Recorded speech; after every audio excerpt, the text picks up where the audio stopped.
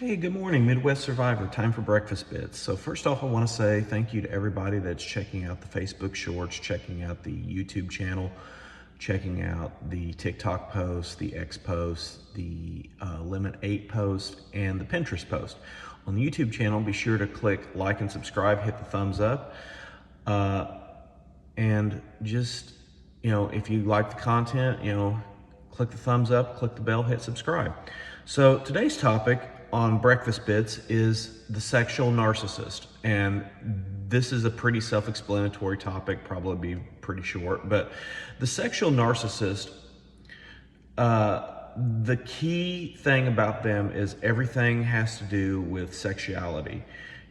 Being desired proves their worth. They use sexuality to gain validation, control, and to gain influence over the people, generally their sexual partners or sexual conquest, that they are trying to control over. They seek admiration through romantic conquest, and they treat partners as sources of ego reinforcement, energy sources, financial sources, or whatever the case may be.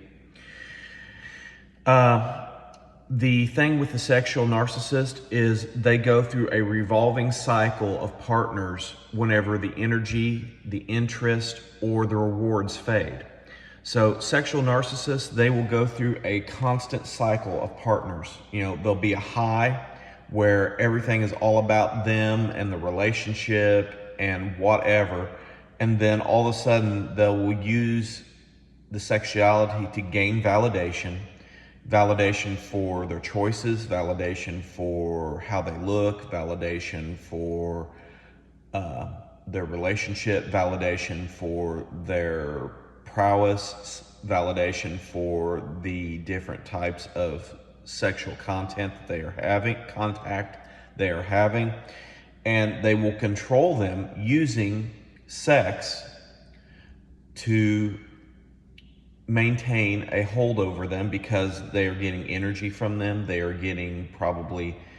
could be getting financial reward from them, whether it's clothes, whether it's dates, whether it's going out to dinner, whatever the case may be.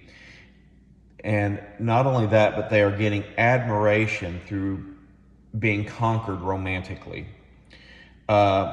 And then treating the partner, treating the person that they are in that sexual relationship with as sources of emotional energy, building up the ego, building up the personality, and just giving the sexual narcissist sources of emotional and mental reinforcement.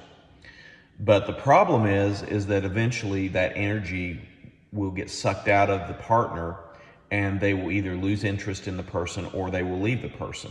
So when admiration fades, the sexual narcissist is already out there looking for another person to latch onto and start the cycle and the process all over again. So Midwest Survivor, if you're in that kind of relationship,